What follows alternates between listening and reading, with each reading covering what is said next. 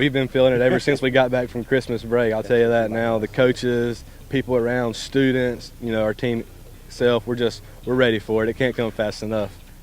Well, hello, baseball fans. Welcome to another season of UNCW Seahawks baseball. We're here to preseason all of it. Here with Chuck Carree, I'm Schoonmaker. Chuck's been covering the team for years and years and years, consistently for the last 6 or 7 or so.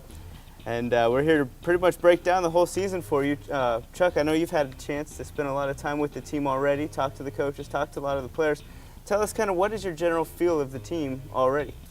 Well, I think it's a team that's in a pretty good position, and when I say that is they're picked 4th in the conference, and I think they always set very high standards for themselves, and they feel like they can contend, and I feel like they can contend for a conference championship as well. I know, talking with a lot of the players, they like the position they're in because at least nationally and at least around the conference, they feel like they're falling a little bit under the radar, which sort of means that maybe they can sneak up on some people. So. Well, absolutely. Well, as you can see, we're out here at Brooks Field. It's a beautiful day. Already feels like baseball weather, which is a good thing. We're going to get into some of the media day, which was a little bit colder. That was last week. We're also going to get into some of the preseason banquet, which was the week before that. But let's continue talking about this team a little bit. Chuck, what are some of the strengths you see from this team coming into the season already? Well, they have a lot of experience on the mound. They can put some really experienced guys out there. I think with the new bats and all, it's the ball's not going to travel as far, obviously, and I think it's going to give pitchers a little more confidence to know that they can really pitch inside and they can really jam hitters and not have to worry so much about a flare falling in for a hit or someone muscling one into the gap now. So I think pitching sounds like it should be a strength, and I think they have some position players who well, on the right side of the infield, for example, both are sophomores, but they played a lot of baseball here, and I think that's going to be a strength and all. So. Well, absolutely. Well, at that media day, we got a chance to talk to a lot of the players and a lot of the coaches, and a lot of what they had to say focused on the pitching staff, the defense, and the importance of that, especially with the transition of the bats. Let's go to some of that right now. Media Day 2011 was dominated by 2 questions. 1, how will the new bats, now more regulated and most would say popped down, affect the Seahawks? And 2, what are we to make of all the new faces? The first of the 2 has a wide variety of answers depending on who you talk to in the UNCW dugout. Never really like to see people too comfortable out over the plate, so I think the bats maybe will help as far as like getting that across, and from a mental standpoint, I think it sets the pitchers' minds a little bit more at ease of not maybe fearing as much, being able to go in there. Probably the thing it's affected the most in the fall when we knew the change was coming into play. Really made a conscious effort. Coach Howell has really made a conscious effort with the pitching staff to pound the strike zone even more and stay aggressive on the mound. I think it doesn't. Where guys might have been afraid to go inside with the old bats, you get a fisted ball that falls in for a double, or fisted balls even fly out of the yard. It's not going to happen this year with these new bats. That even in the few scrimmages that we've been able to have, you notice it with guys. You challenge guys inside and they fist balls off and pop up to yourself or the shortstop or just swing over it. It's a totally different ball game with these new bats. The bats that we used last year and in years past, they were really they were really loud. Not a lot of people like the sound of the loud ping. But now this year, it's more of a wooden metal sound, I guess, if you would call it that. But I mean, just as always, good reads in the outfield are always going to be key. You don't want to take a bad read towards the ball and then ends up sailing over your head or ends up falling down in front of you. With the bat, power numbers will be down a little bit, but I think if players can hit, they can hit with these bats just as well as they can hit with the ones we've used in the past. The Seahawks will dress nearly half their roster in 2011 with new faces, whether transfers or freshmen, and will need to replace some key players. First baseman Robbie Monday and catcher Cody Stanley and Defensive Player of the Year Mike Rooney are all gone, as well as a host of pitchers. So how does UNCW feel about the departures and look to fill the gaps? That's exactly what we asked. This year we got a great lineup. I think any given day can be a different player each day. Different players stepping up. And everybody has stepped in and just produced, and we have guys that can play multiple positions, and it helps out as a team a lot better. And yes, losing Mike Rooney was a big loss, defensive player in our conference, but there's always people that have been stepping up, and we've had people in the fall and this spring that have stepped up tremendously just to help out our program. Things are going well for me. It's a big adjustment going from high school where it's less of a time commitment, only a couple months out of the year, to being a year-round sport when you get to college. And it took a couple months to get used to that, but the older guys helped out a lot, and it's a real family, so it's going well. Matt Campbell's shored some things up for us at third base. Matt had a great fall and has carried it into the spring. In the middle of the infield with Jake Koenig and Cam Cockman, Michael Bass, all three of those guys. In all honesty, all three of them need to be in the lineup, and we'll find another spot for one of those three. And as with any media day, the records are even, making optimism high. So just where do these Seahawks hope to land when all is said and done on the season? We like to joke around, but when it comes to playing on the baseball field, we're always right there. We always got our minds straight, but as a team, it's great. It's a great atmosphere to be around. We're going to come out, we're going to compete every day, and we're going to find a way to work our way to the top and show folks that, even with new faces, we can still battle for a conference championship. All right, we're back with Chuck now, and as you heard, there's a lot of changes that are going to be coming the way in terms of college baseball as a whole. The Seahawks team is no exception to that.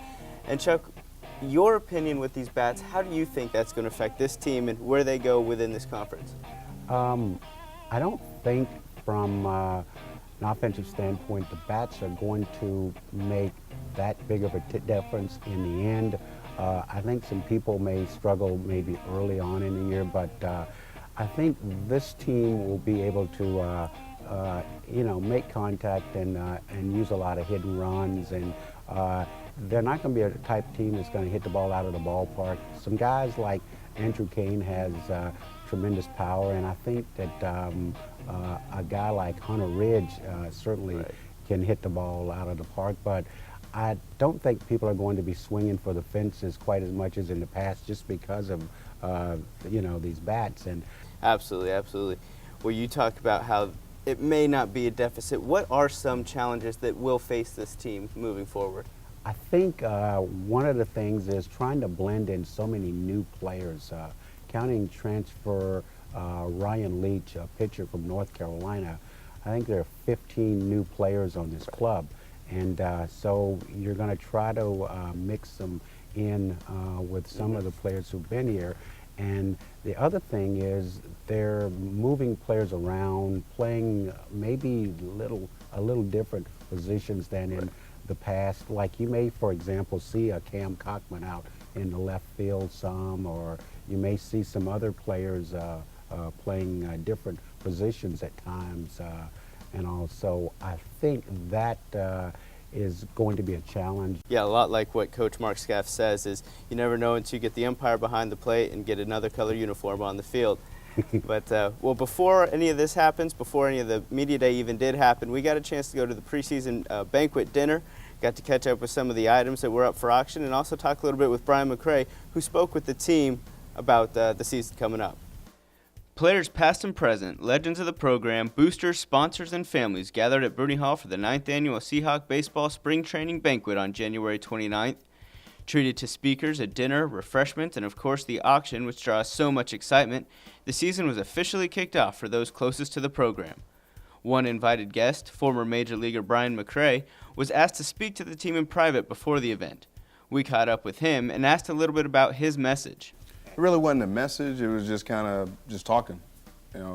I basically gave them a little overview about, what I've been doing since I retired and kind of things that I did while I was playing, and had them ask me questions. Because I could sit here and talk about a whole lot of things. It may not be what they want to hear, so I opened it up to them to ask questions, and they ask about, my favorite ballparks, favorite teammates, memorable things that happened, and I think you get more out of them, especially kids. That you get more out of them if you let them initiate what you're going to talk about. McCray was also asked about the new bats and about the different experiences he had as a young player entering college versus that of today's player.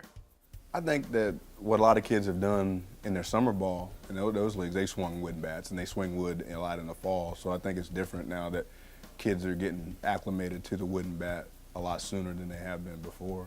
And with this change now, I think your good hitters are still going to be your good hitters. And your guys that were kind of on the edge, they're going to have to step it up a little bit. It's different in the sense that the junior colleges were where a lot of the good athletes went in Florida, because I played high school baseball in Florida and high school football in Missouri. I was getting recruited baseball-wise, not by the Miamis and Florida States and the Floridas, but by all the junior colleges in the area. And the junior colleges were getting the good players because they were going to be one and done. You could do that, you can do that at a junior college. With so many pleasantries in the room in anticipation of the upcoming season, it was easy to get lost in the moment. There was no Christina Aguilera moment, however, for Topsail head coach Bill White, who got the night going the same as all the season's games will start, with a perfect rendition of the national anthem. And the home of the brave. Well, it's shaping up to be a pretty good season out here at Brooks Field as well as on the road for the Seahawks. When we look at the schedule, it looks pretty favorable for the Seahawks. They're only picked 4th, but it looks like there's a few more wins in there. Chuck, when you look at the schedule, what do you circle as the key games, the games that you think are prime time tickets? Well, I think it starts on April the 26th with Coastal Carolina here.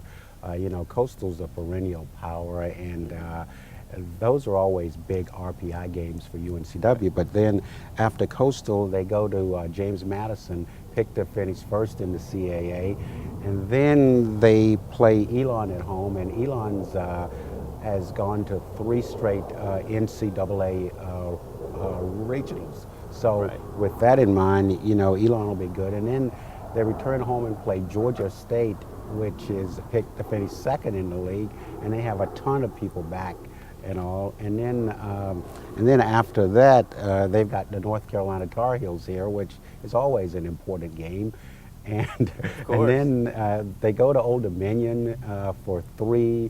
And then they've got Coastal Carolina and Conway, and then they close with Virginia Commonwealth, which is picked to finish 3rd. So the teams that are picked to finish ahead of the Seahawks in the standings are the ones that they play toward the end of the year. Now, looking at that, does that maybe help the Seahawks a little bit? That there's so many young guys, so many new guys, maybe 15 of them you were saying on the roster, to put all those meaningful games at the back half? I think it will, because I think if there's any nerves or any jitters, I think that there would probably be early in the year, and so I think they'd get them out of the way, and this team's confidence probably would really grow.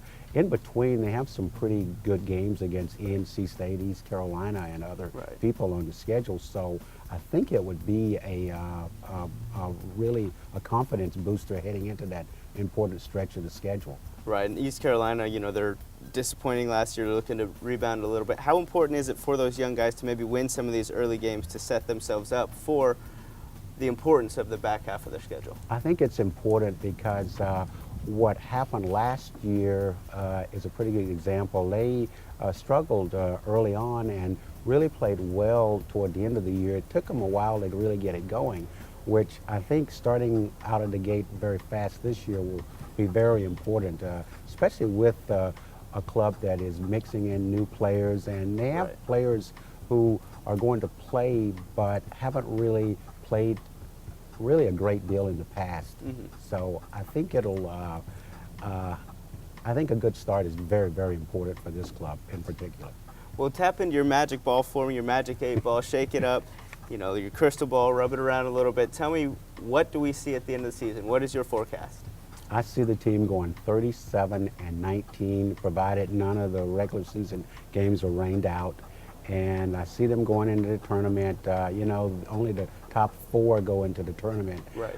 I see them maybe somewhere as possibly a number 3 seed, perhaps, or maybe even a 2. But because they play such a good schedule, and being in this state with the RPI games and being close to Coastal Carolina and Conway, I think some of those games really benefit them, and a good record going into the conference tournament may set them up for perhaps a at-large spot. And the other thing is, by having a good record going in and you win the tournament, you set yourself up for possibly as high as maybe a number 2 seed, you know, in a regional. Well, you may as well set the bar high. You know, a lot of expectations to live up to, but a lot of the so-called experts out there aren't seeing it necessarily the same way. You know, there's some wins to be had out there, and the season gets started on Friday. UNCW will be wearing their blue tops, as was voted on by the mass population. That's a 4 o'clock start here at Brooks Field against Jacksonville. Be sure to check out all of Chuck Carree's coverage on the Seahawks all year long, as well as his blog, Baseball Nut. It's all over Star News Online. You can get a bunch of inside stuff. I know it's already well populated right now with some of the key matchups throughout the season, some of the key teams and what to look for, as well as some tidbits for Media Day and happenings past, so to speak. Yes. But for Chuck Carree, I'm Aaron Schoonmaker. Thanks for tuning in to the Seahawks preview, and we'll be back throughout the season to keep you updated. Thanks, guys. It's pretty cool because I grew up watching the Seahawks play since I can barely old enough to walk, and growing up watching them, they've always seemed like a very good program. Field's beautiful, and I've always wanted to be a part of it, and it's a real honor to be out here.